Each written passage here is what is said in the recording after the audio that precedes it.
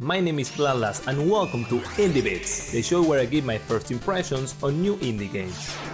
Space Tale: Every Journey Leads Home is a game designed as a tribute to the animals that have been used in space exploration. And what a better main character to have than a dog. Move the fuck out of the way, Stray.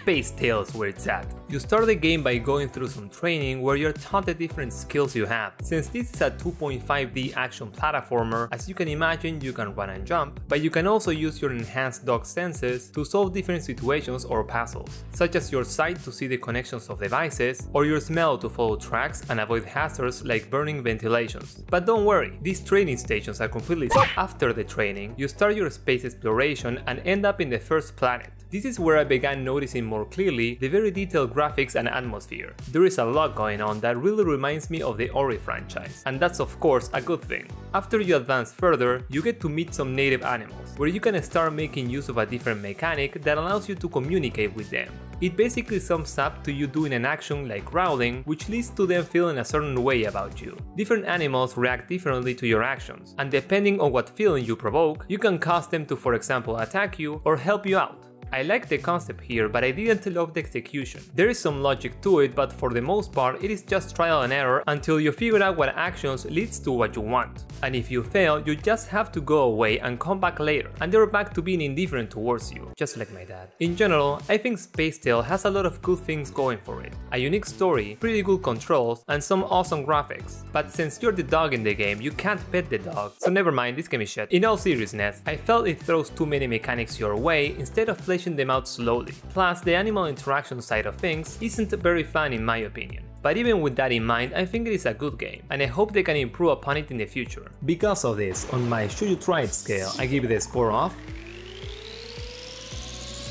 worth a shot.